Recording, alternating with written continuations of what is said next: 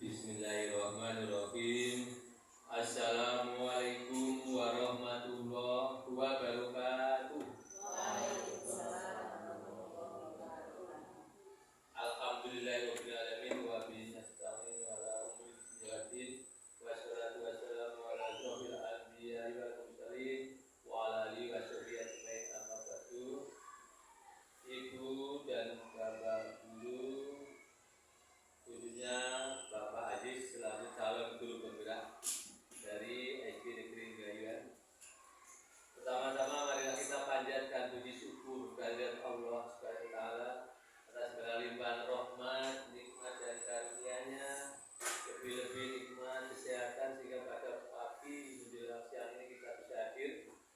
ruang guru SD Negeri Gayon ini dalam acara berbagi pemahaman tentang budaya positif yang ada di sekolah, khususnya di sekolah kita di SD Negeri Gayon.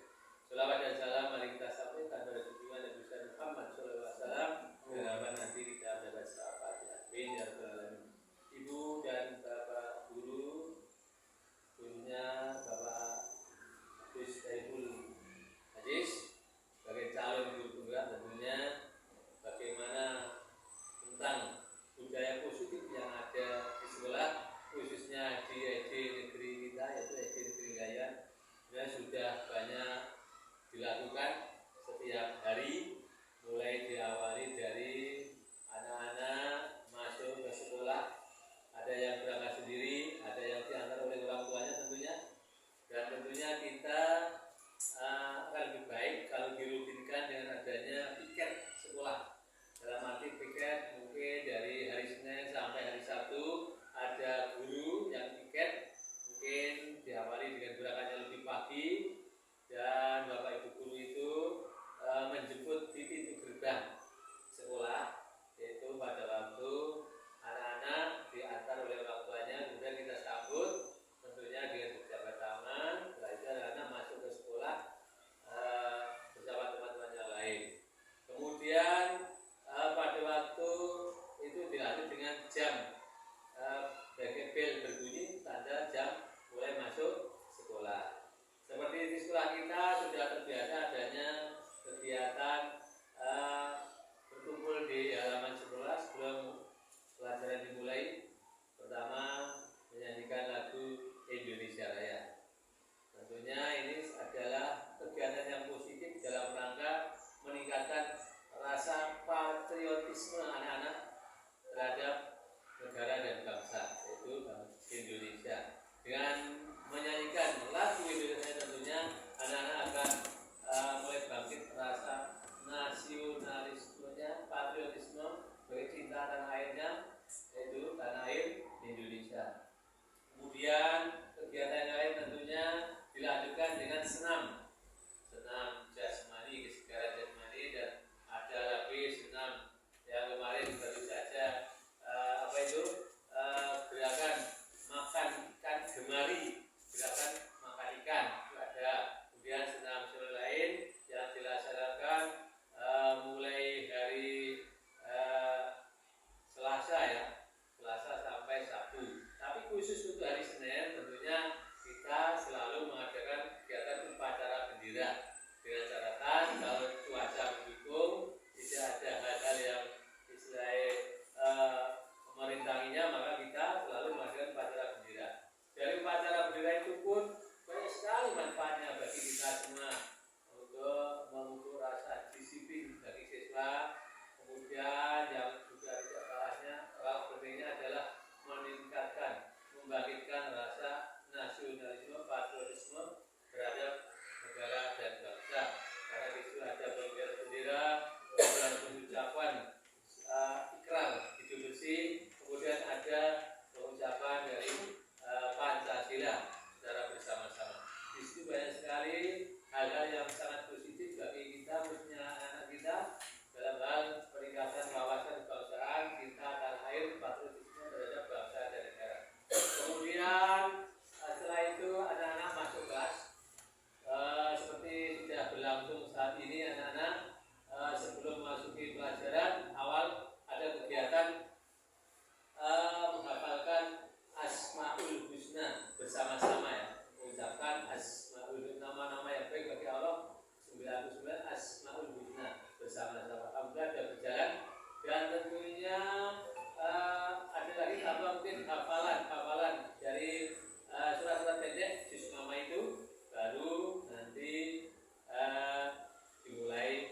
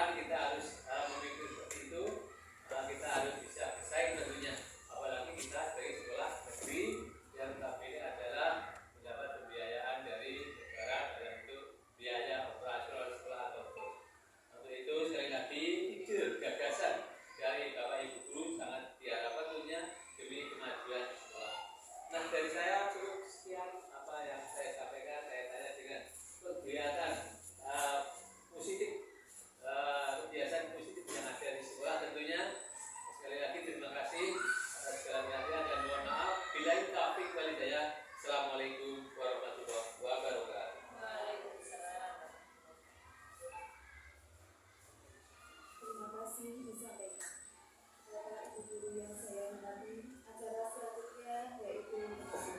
Marilah kita tutup acara pada pagi hari ini dengan membaca hamdalah bersama-sama.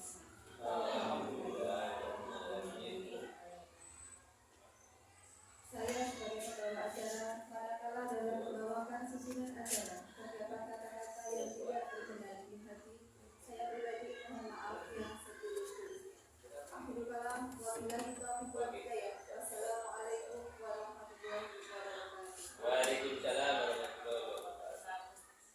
Bapak Ibu yang kami hormati, acara selanjutnya yaitu sosialisasi budaya positif yang akan disampaikan langsung oleh Bapak Agus Saiful Aziz. Kepada yang terhormat Bapak Agus Saiful Aziz, silakan. Saya mohon maaf, gak dihubung teman. Saya berikan acara. Video lu pokok. Pokok lanjut. Assalamualaikum warahmatullahi wabarakatuh. Saya hormati Bapak Kepala SDM serta rekan sejawat saya yang saya sangat sayangi karena sudah meluangkan waktunya untuk berkolaborasi membahas modul 1.4 yaitu budaya positif dalam program saya yaitu guru penggerak. Bapak Ibu, bahwasanya kegiatan guru penggerak itu sangat baik sekali karena kita sebagai guru mendapatkan berbagai hal dan berbagai pengetahuan. Nah, di antara sebenarnya modul dalam CGP itu ada 3 Bapak Ibu, tapi saya hari ini akan menyampaikan salah satu modul yaitu modul 1.4 yang judulnya adalah budaya positif. Modulnya ada 3, yang pertama ada 1.1, 1.2 dan seterusnya. Tolong dikembalikan lagi, Mbak Sri. Untuk modul yang pertama yaitu tentang budaya positif, kita langsung mulai saja Bapak Ibu ya. Tapi sebenarnya dalam pembelajaran, kalau di anak-anak itu ada yang namanya pembelajaran berpusat pada siswa yaitu teacher center. Jadi pembelajaran itu harus menyenangkan. Menyenangkannya bagaimana? Kalau dalam pendidikan saya, di dalam guru penggerak itu biasanya di dalam diklat atau memulai pendidikan selalu menggunakan ice breaking. Ice breakingnya yang macam-macam, berhubung saya itu kurang luas, maka saya itu ya menggunakan ice breaking sebisanya, biasanya tepuk-tepuk itu sudah saya terapkan di kelas 5. Misalnya seperti ini Bapak Ibu ice breakingnya, tepuk hore, hore. Ada lagi namanya nanti tepuk apa ya? Tepuk jempol. Kita coba ya. Tepuk jempol, jempol kanan, jempol kiri, jempol, monggo. Coba sekarang kita coba dulu semuanya. 1, 2, 3, tepuk hore, hore. Tepuk jempol, jempol kanan, jempol kiri, jempol, monggo. Ya, pokoknya dalam pembelajaran intinya harus menyenangkan. Dengan menyenangkan, insya Allah nanti materinya akan masuk.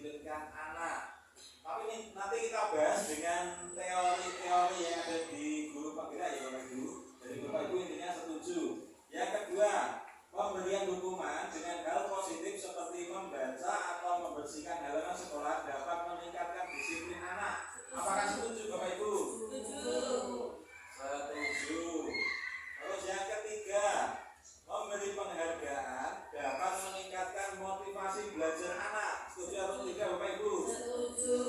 Ya, nanti kita tinjau lagi dengan teori CGP atau guru penggerak. Bahwasannya ada beberapa teori yang selama ini sedang kita jalani itu kurang sesuai, mengakibatkan akibat yang berkelamaan pada anak. Nah, ini nanti yang teori-teori atau hal-hal yang akan kita pelajari. Yang pertama ada disiplin positif, teori motivasi, keyakinan kelas, kebutuhan dasar manusia, restitusi, 5 posisi kontrol, dan terakhir segitiga restitusi. Sebenarnya saya itu pengen praktek dengan Bapak Ibu untuk membuat keyakinan atau kesepakatan kelas, terus membuat segitiga restitusi. Tapi berhubung situasi dan kondisi, maka nanti menonton video yang sudah saya buat sebisanya. Ini beberapa hal yang akan kita pelajari. Lanjut, selanjutnya Bu. Yang pertama adalah pembelajaran 21 ini yaitu disiplin positif dan nilai-nilai kebajikan universal. Lanjut Pak. Nah, ini ada kuis atau permainan Bapak Ibu. Ini kemarin juga saya sudah mempraktekannya dengan dosen dan PP di Lokakarya. Ini satu orang menggenggam sesuatu yang berharga, terus teman satunya merayu dengan berbagai hal, boleh dengan kekerasan atau keuangan atau yang lain. Satu orang memegang barang yang paling berharga, satu temannya merayu dengan berbagai macam hal, dengan intimidasi atau dengan materi, dengan yang lain. Intinya nanti kalau orang itu dengan gampang memberikan sesuatu, maka orang itu apa Bapak Ibu? Pendiriannya kurang tegar. Tapi kalau dia sudah dirayu dengan berbagai hal, dengan materi, dengan yang lain-lain, tapi dia tidak memberikan barang yang diistimewakan di dalam genggamannya tersebut, maka orang tersebut mempunyai pendirian yang sangat kuat. Itu intinya Bapak Ibu ya. Langsung selanjutnya Mbak. Nah, ini perubahan paradigma teori kontrol. Ada ilusi guru mengontrol murid, ilusi bahwa kritik dan membuat orang merasa bersalah dapat mematkan karakter dan lain sebagainya. Lanjut Pak. Nah, perubahan paradigma stimulus respon, teori kontrol atau teori pilihan. Stimulus respon itu sangat mempengaruhi teori kontrol atau pilihan. Ini ada beberapa soal, nanti Bapak Ibu disuruh untuk menjawabnya. Tapi untuk mempersingkat waktu, langsung saja kita lanjut slide selanjutnya. Oke Pak. Nah, ini beberapa hal yang kita pelajari dalam disiplin positif menurut teori William Glasser. William Glasser itu orang Amerika Bapak Ibu, saya juga tidak mengenal, tapi saya membaca bukunya. Yang pertama, disiplin positif yang akan kita pelajari, Anda tidak bisa mengontrol orang lain, hanya Anda yang bisa mengontrol diri Anda. Nah, bahwasanya kita itu tidak bisa mengontrol orang lain, tapi kita sendiri yang mengontrol diri kita sendiri. Selanjutnya ada makna disiplin. Makna disiplin itu apa Bapak Ibu? Yaitu belajar kontrol diri dengan menggali potensi diri agar tercapai tujuan mulia, yaitu sesuatu yang menjadi seseorang menjadi yang kita inginkan berdasar nilai-nilai yang kita hargai. Terus selanjutnya, semua perilaku memiliki tujuan. Jadi semua tingkah laku anak kita itu semuanya memiliki tujuan yang disebut dengan teori motivasi. Teori motivasi itu meliputi yang pertama untuk menghindari hukuman, yang selanjutnya untuk mendapatkan imbalan, yang ketiga untuk menghargai diri sendiri, yang selanjutnya nilai-nilai kebajikan atau universal nanti kita wujudkan dalam keyakinan atau kesepakatan kelas. Terus 5 posisi kontrol kita sebagai pendidik. Yang pertama adalah sebagai penghukum dan membuat rasa bersalah. Yang selanjutnya adalah teman atau pemantau. Yang kelima adalah manajer. Yang terbaik menurut Dresser itu adalah sebagai manajer serta sebagai teman atau pemantau. Sedangkan untuk yang sebagai penghukum atau pembuat rasa bersalah itu menurut teori Dresser dampaknya berkelanjutan sampai dia nanti dewasa akan selalu diingat oleh Pak Komari ya. Terus yang selanjutnya bagaimana mewujudkannya sebagai manajer teman pemantau, nanti menggunakan segitiga restitusi. Tahapannya ada menstabilkan identitas, validasi kebutuhan, dan menanyakan keyakinan. Nah sekarang kenapa anak-anak kita itu nakal Bapak Ibu? Nah karena dia itu belum tercukupi oleh kebutuhannya, sama dengan kita juga. Mungkin karena kita itu berbuat nakal atau mengganggu teman atau usil kepada teman itu karena ada beberapa kebutuhan yang belum terpenuhi Pak Jamal ya. Kebutuhan manusia itu ada 5 menurut teori Dresser. Ada bertahan hidup, penguasaan atau menguasai, terus kasih sayang dan rasa diterima di lingkungan atau di komunitas. Yang selanjutnya kebutuhannya yang selanjutnya adalah kesenangan. Yang selanjutnya adalah kebebasan. Kalau 5 kebutuhan dasar manusia ini sudah terpenuhi, insya Allah kita atau siswa kita tidak mengganggu teman atau gurunya. Kan kadang ada anak-anak mengganggu gurunya itu. Terus yang selanjutnya mana disiplin. Ini mana disiplin berasal dari bahasa Sokrates dan Plato yang artinya belajar. Lanjutlah. Terus nilai kebajikan. Apa itu nilai kebajikan Bapak Ibu? Nilai kebajikan adalah sifat-sifat manusia yang merupakan tujuan mulia yang ingin dicapai setiap individu. Nilai-nilai tersebut bersifat universal, lintas bahasa, suku bangsa, agama maupun latar belakang. Nah, pencetus nilai kebajikan itu masih sama, yaitu Dresser dengan teori kontrol. Nah, nilai kebajikan yang ingin dicapai oleh anak Indonesia itu dengan kurikulum yang terbaru, yaitu dengan profil pelajar Pancasila. Yang pertama adalah beriman dan bertakwa kepada Tuhan Yang Maha Esa, berakhlak mulia, mandiri, bernalar kritis, berkebinekaan global, bergotong royong, dan kreatif. Jadi itu adalah nilai kebajikan sesuai dengan profil pelajar Pancasila. Lanjut Mbak. Teori motivasi perilaku manusia. Nah, bahwasanya perilaku manusia itu dipengaruhi oleh beberapa hal.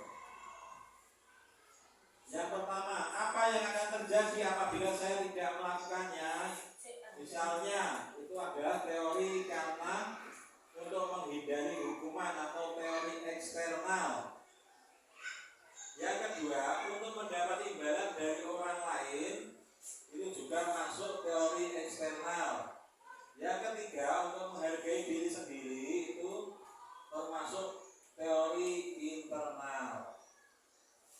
Nah, adapun teori-teori tadi itu sesuai dengan filosofis KD, yaitu artinya merdeka itu artinya tidak hanya terlepas dari perintah akan tetapi cakap buat memerintah diri sendiri. Jadi kalau berdasarkan teori KD itu sebenarnya kita harus menahan hawa nafsu Bapak Ibu. Sekalipun kita sudah merdeka, tapi kita belum bisa menahan hawa nafsu. Kadang-kadang masih emosi dan lain sebagainya. Kalau isinya menurut teori KD. Lanjut Bu. Lanjut. Nah, penghargaan sebenarnya yang sering kita lakukan itu kalau menurut teori Dresser dihukum oleh penghargaan. Itu apa maksudnya? Yaitu penghargaan itu yang pertama menurunkan kualitas, yang kedua penghargaan mematikan kreativitas, yang selanjutnya penghargaan mengurangi motivasi intrinsik. Lanjut Bu. Bentuk program kebajikan kalau kita tidak boleh melakukan penghargaan, yaitu melakukan penghargaan secara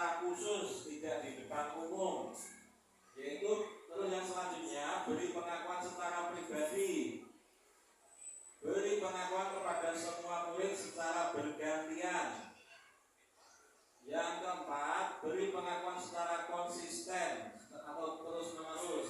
Yang kelima, fokus pada proses. Lanjut, Pak. Nah, ini ada contoh-contoh pengakuan apresiasi kebajikan. Misalnya pembuka, kemarin saya perhatikan nilai kebajikannya, rasa empatimu besar sekali. Situasinya pada saat menolong murid baru di kelas kita. Saya menghargai kepedulianmu pada saat kamu membantu teman di tugas kelompok. Terima kasih untuk rasa tanggung jawabmu pada saat kamu mengukur kertas yang berserakan di lantai.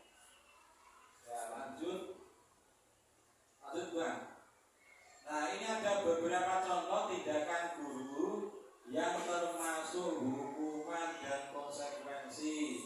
Misalnya, mencatat 100 kali di dalam buku kalimat, saya tidak akan terlambat lagi karena terlambat di sekolah, termasuk hukuman. Lari mengelilingi lapangan basket 2 kali karena terlambat hadir di sekolah, termasuk hukuman. Murid diminta untuk push-up 15 kali karena tidak menggunakan masker di sekolah, juga termasuk hukuman. Terus konsekuensinya, menggantikan kertas tugas teman yang telah dicoret, termasuk konsekuensi. Membersihkan tumpahan air di meja tulis karena tersenggol pada saat belajar, juga termasuk konsekuensi, dan seterusnya. Lanjut, Bang. Terus ini Bapak Ibu ada perbedaan hukuman dan konsekuensi. Dengan simak semuanya dan mohon dibaca. Hukuman, sesuatu yang harus menyakitkan, yang harus terjadi.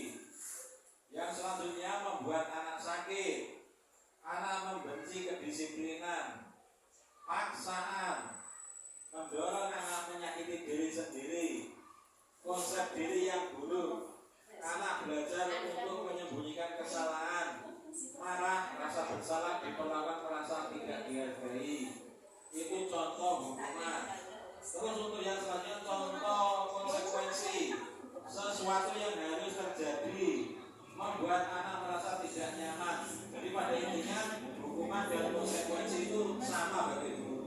Lanjut, Bang. Terus kalau penghargaan dan hukuman itu kurang sesuai bagi siswa, apa yang harus dilakukan?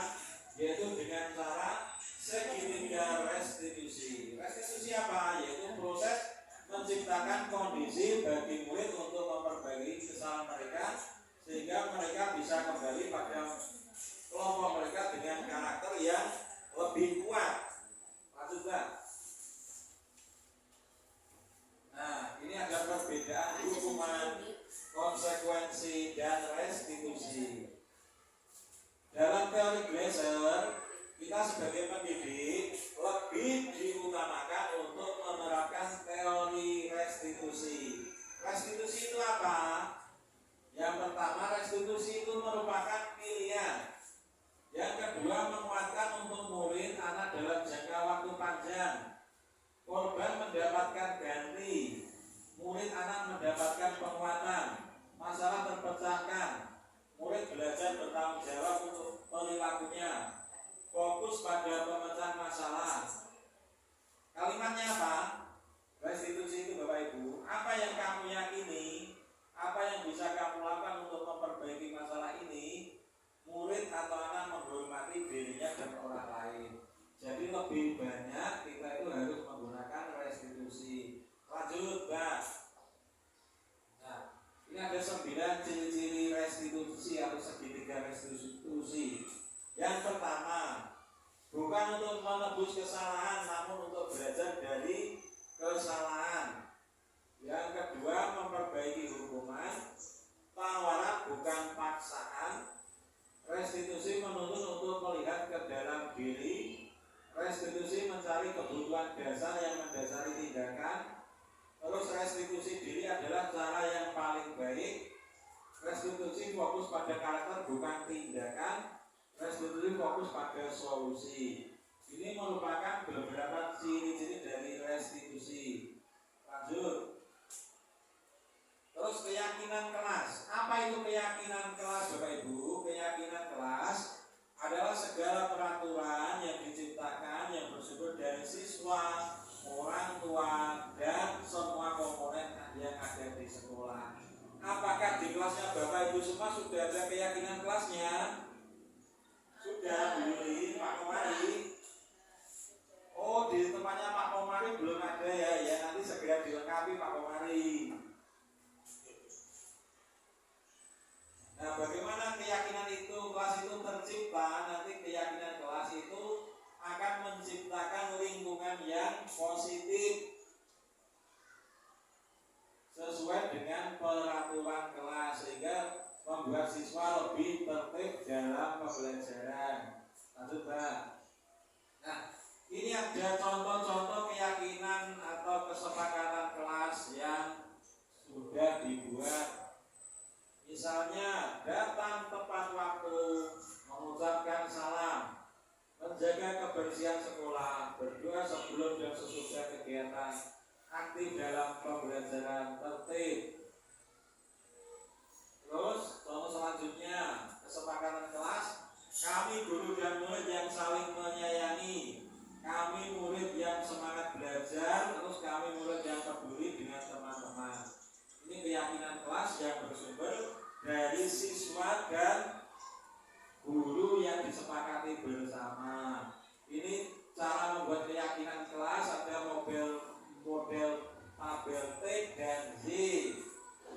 Tabel T itu apa? Terlihat, terdengar, berperilaku. Tabel Y itu apa? Tampak, seperti, tidak seperti. Itu pengertian tabel T dan Y. Lanjut, Pak. Nah, ini bentuk-bentuk atau keyakinan kelas, tata caranya membuat tabel Y. Terlihat bagaimana, berempati, terdengar bagaimana, terus berperilaku yang bagaimana. Insya Allah nanti kalau di kelas 5 dan 6 dan 4 sudah membuat, mungkin di kelas yang lain segera dilaksanakan. Lanjut, Pak. Nah, ini ada apa? Belangko keyakinan kelas yang wajib Bapak Ibu isi. Misalnya peraturannya, selalu kembalikan buku ke tempatnya. Keyakinannya apa, Bapak Ibu? Berdasarkan tabel T dan Y tadi. Terus dilarang mengganggu orang lain.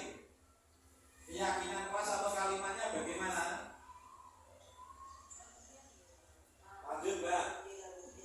Nah, ini ada isinya tadi soalnya, peraturannya selalu kembalikan buku ke tempatnya.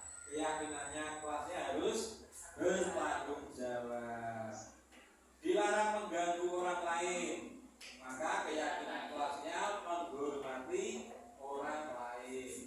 Terus hadir di sekolah 15 menit sebelum pembelajaran dimulai.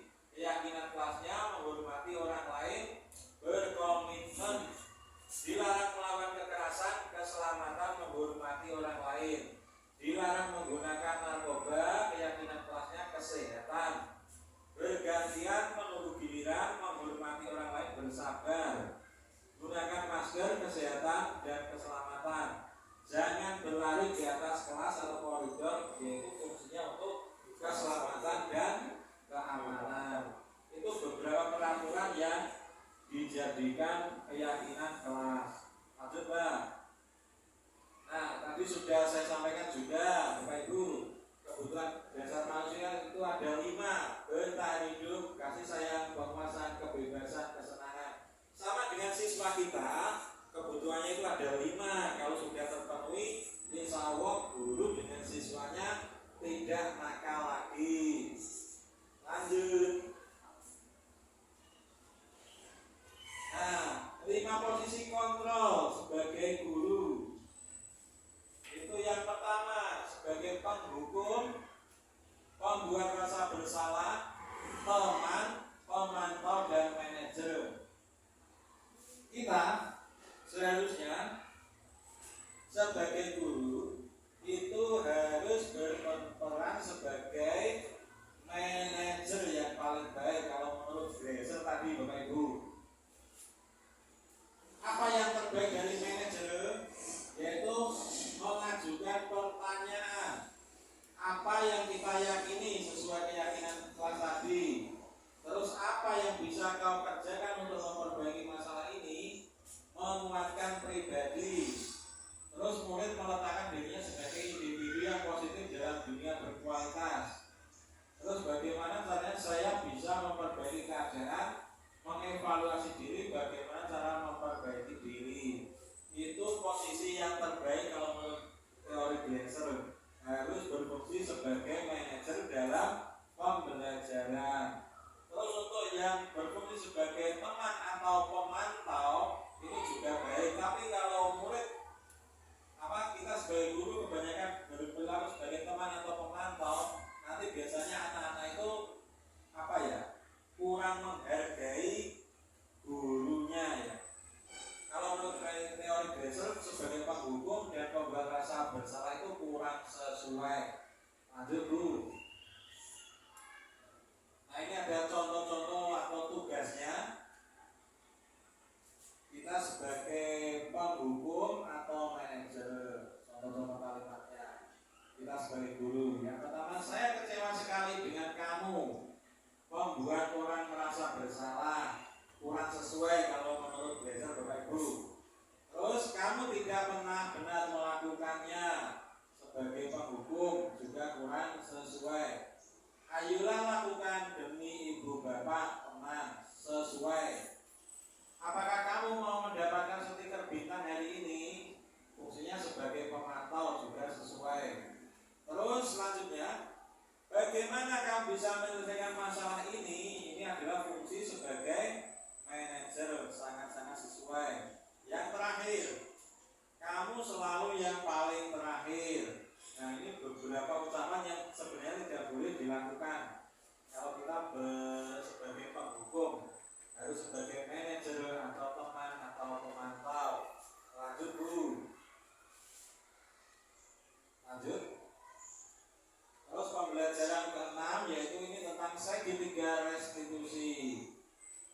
Segitiga restitusi itu adalah tindakan yang kita lakukan apabila murid kita berbuat salah, yang dimulai dari menstabilkan identitas dengan kalimat setiap orang pasti pernah melakukan kesalahan. Ya selanjutnya, kamu bukan satu-satunya yang pernah melakukan ini. Untuk menstabilkan identitas. Yang kedua, validasi kebutuhan. Kalimatnya, kamu tentu punya alasan mengapa melakukan itu.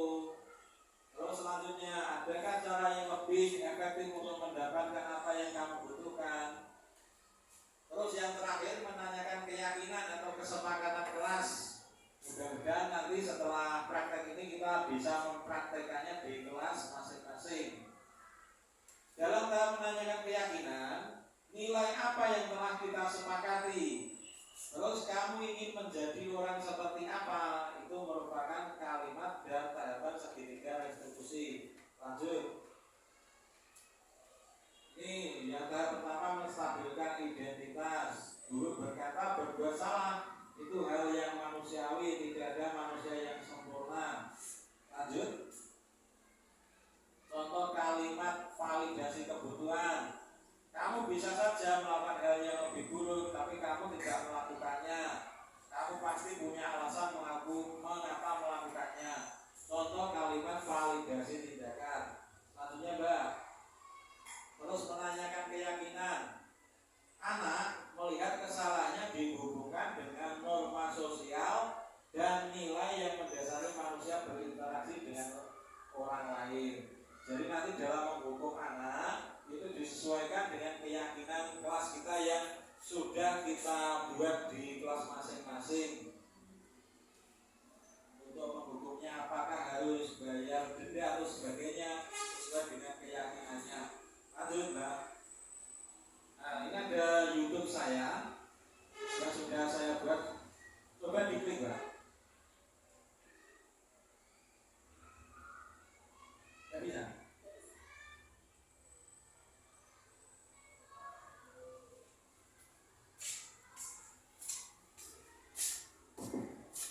Bentar ya.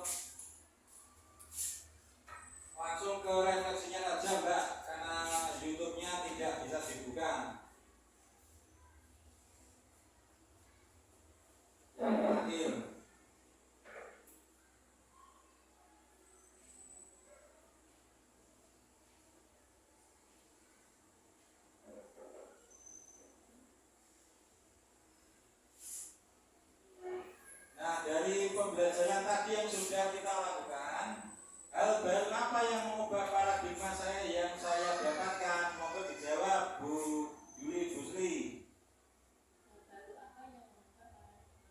Yaitu kita mengenal budaya positif dan segitiga restitusi serta keyakinan kelas. Yang kedua, perasaan apa yang muncul selama mengikuti sesi ini, khususnya mengenai makna disiplin dan motivasi intrinsik?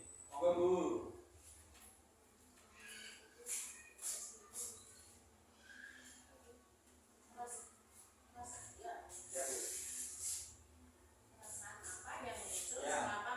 Perasaan apa yang muncul selama mengikuti sesi ini? Mengenai makna disiplin dan motivasi intrinsik. Ya silakan dijawab sebisanya. Perasaannya senang karena mendapat ilmu baru.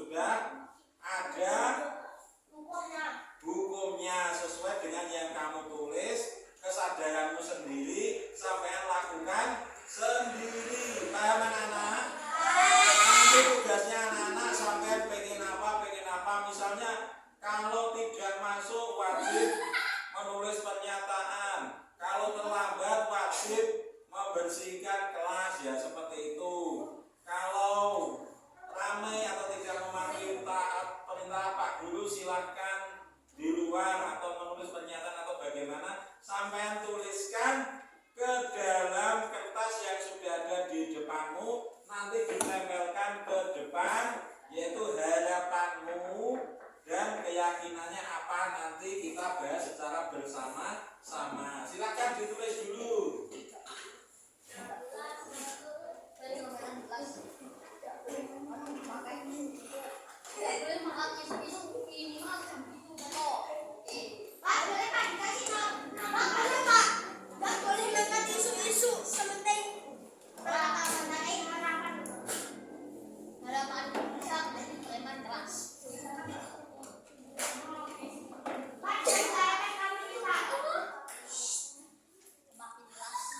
Silakan ditulis, terus maju ke depan, ditempelkan. Ditempelkan di bagian harapan kamu untuk kelas yang lebih baik. Silakan satu orang satu kalimat. Dikasih nama, Pak? Ya. Jadi apa itu, Pak? Perhatikan. Dikasih nama, Pak? Itu, Pak. Itu, Pak. Ya. Pak, berarti itu jadi satu, Pak. Nanti setelah menulis harapanmu ditempel di sini, kita tulis bersama-sama di sebelah sini. Wes, ayo mulai. Waktunya 2 menit dari sekarang. Silakan ditulis. Kalau tidak piket harus bagaimana? Belajar pengen bagaimana? Ya. Silakan ditulis nama dan harapanmu.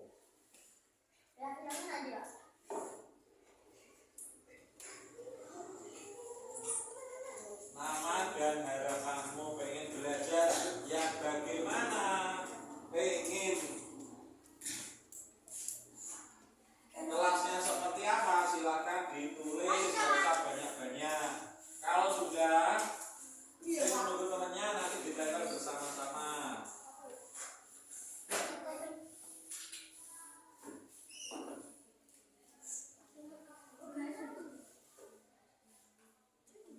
Ya? Gak usah banyak-banyak. Satu saja. Gak usah.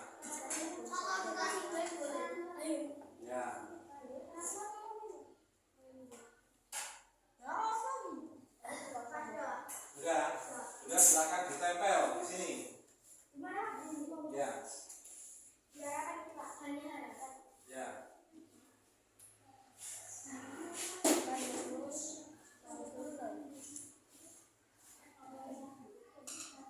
Duduk. Silakan yang lain ditempel.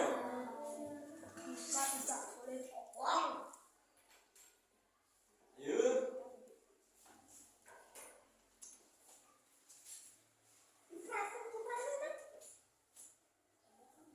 Ada jelasnya. Harapan saja sudah enggak apa-apa.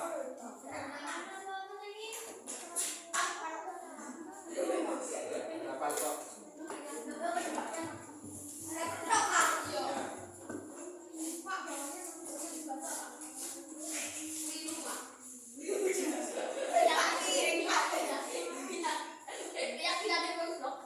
Keyakinannya enggak usah, keyakinannya nanti kita simpulkan secara bersama-sama.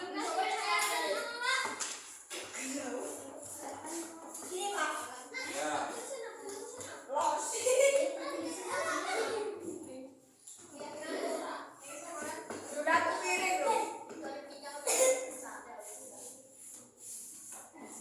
Ayo. Ayo yang belum. Yang warna-warni. Harusnya tadi yang kertas kuning juga dibagikan supaya lebih menarik.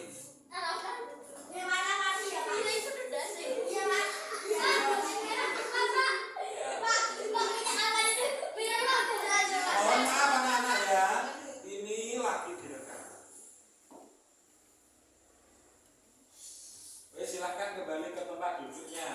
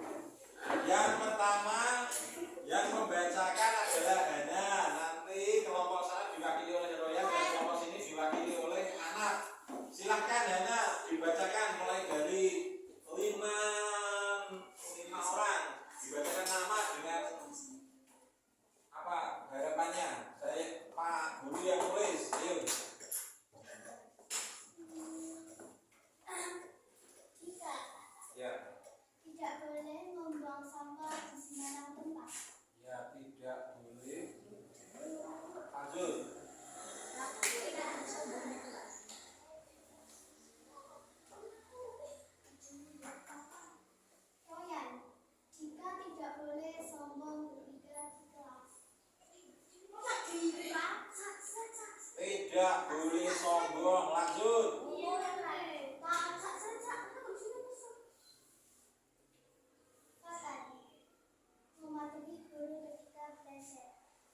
Mematuhi guru ketika belajar.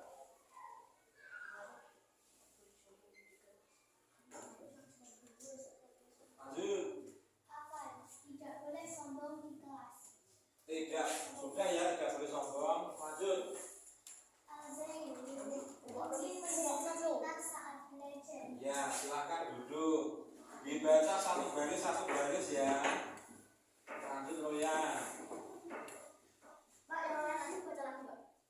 Ya, yang baris kedua. Oh, yang ini dibaca lagi, Pak? Ya, silakan. Dia harus dibaca. Yang belum, ayo. Ingin ngaji agar tidak kotean berada di jalan. Tidak ramai, lanjut. Anak tidak ramai dalam kelas. Ramai ya, lanjut. Tidak bertengkar dengan teman ramai dengan teman. Tidak bertengkar, lanjut. Tidak bertengkar dengan teman dan belajar dengan teman. Ya, sekali lagi. Mana, Pak? Silakan pilih. Atas Zaki Andrianto, kelas menjadi damai, tidak ada yang mencolek sapu tangan dan berteman dengan siapa saja. Damai dan tidak mencontek, silakan duduk. Lanjut, kelompok selanjutnya membaca. Anak Asyifa Putri, belajar tidak harus di kelas.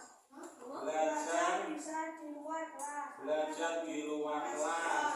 Lanjut. Ufiani Selina Okta, Ufiani. Aku ingin menjadi anak yang pintar dan berat. Ingin menjadi pintar, sudah ya, lanjut. Ingin mempunyai teman yang baik. Siapa? Kita Lataka. Putus ini mana? Teman yang baik, lanjut. Nevalina Azara, tidak boleh menjelek-jelek teman-teman ya. Tidak boleh menjelek, lanjut. Yasmin Alvino.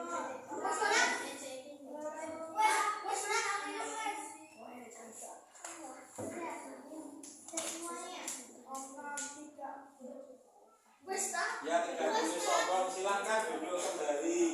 Nah, dari berbagai harapanmu yang sudah sampai tulis ke depan mulai 15 ini dan kita wujudkan dalam keyakinan kelas ini, kira-kira apakah sampai setuju semua atau ada yang akan dihilangkan? Silakan. Jadi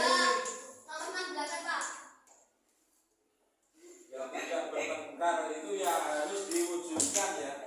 Keyakinan kelas, jadi keyakinan kelas kita yaitu sampai sudah setuju menuliskan semua. Apakah ada yang tidak setuju 1 sampai 8 ini? Tidak boleh membuang sampah sembarangan. Tidak boleh sombong. Mematuhi guru, ingin menjadi pintar di kelas. Tidak ramai, tidak bertengkar. Tidak bertengkar itu juga boleh. Tidak bertengkar itu keyakinan kelas yang wajib dipatuhi. Damai dan tidak mencontek teman, terus menjadi teman yang baik. Belajar di luar kelas dan tidak boleh mencontek. Nah, dari semua keyakinan ini semuanya sudah mewakili sama semua ya.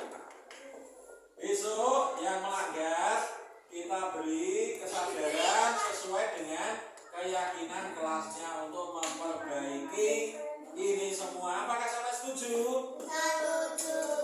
Nah, kalau sudah setuju, besok kita print yang bagus, terus kita wujudkan dalam bentuk banner atau pamflet yang lain. Sudah ya? Bapak akhiri, wabillahi taufiq wal hidayah. Wassalamualaikum warahmatullahi wabarakatuh.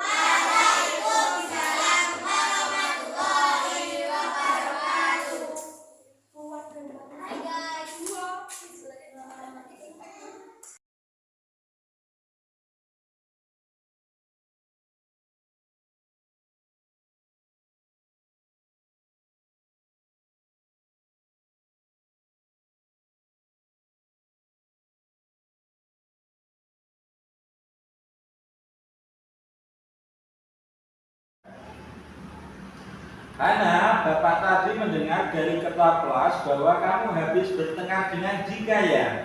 Iya, Pak. Saya tadi kesal sama Dika karena Dika terus-menerus mencontohkan pekerjaan saya. Oh, seperti itu. Jadi Dika terus-menerus mencontek pekerjaanmu. Mengapa kamu kesel, Hana? Wajarlah, Pak. Jika saya kesal, jika Bapak ada di posisi saya, pasti Bapak akan berbuat yang sama. Oh, seperti itu. Iya, seandainya saya berada di posisimu, tentunya saya juga akan berada di posisimu, yaitu sangat marah dan mungkin melakukan hal lain karena teman atau temanmu itu sudah mencontek pekerjaanmu. Lalu, apa yang kamu lakukan terhadap Dika, Hana? Saya marah tanpa sengaja dan mengebrak mejanya, Pak. Oh, seperti itu. Jadi kamu marah dengan menggebrak mejanya Dika. Terus pasti kamu berbuat seperti itu ada alasannya. Apa alasanmu, Hana? Saya sudah susah payah mengerjakan, tapi Dika hanya mencontek dan tidak mau berusaha. Oh, seperti itu alasannya. Jadi wajarlah jika sampean marah karena pekerjaanmu dicontek. Seharusnya siswa itu mengerjakan sendiri-sendiri, tidak boleh mencontek. Dan saya sangat menghargai tindakanmu tadi karena cuma marah dengan tidak berlebihan, misalnya dengan memukul atau bagaimana. Sekarang Hana, mari kita pikirkan kesepakatan kelas kita. Apakah tindakanmu memarahi dan menggebrak meja Dika tadi sudah sesuai dengan kesepakatan dan keyakinan kelas kita? Tidak, Pak. Menurutmu, kenapa? Atau apa keyakinan atau kesepakatan kelas yang sudah sampai langgar? Saling menghormati antar teman, Pak. Apakah saling menghormati antara teman itu penting, Hana? Penting. Kenapa kok penting? Karena Iya. Baik, kalau begitu, keyakinan apa yang kamu lakukan jika sedang marah? saya akan lebih bersabar lagi. Iya, kamu harusnya lebih bersabar lagi. Terus selain bersabar apa? Saya akan Memaafkan. Jadi sampean kalau ada dilakukan seperti itu harus bersabar dan menahan amarah. Iya, bagus sekali Hana. Nanti Bapak akan mengkonfirmasi lagi dengan ibumu atau orang tuamu supaya kejadian ini sudah selesai dengan baik. Sekarang Hana silahkan kembali ke kelasnya. Silahkan. Ya.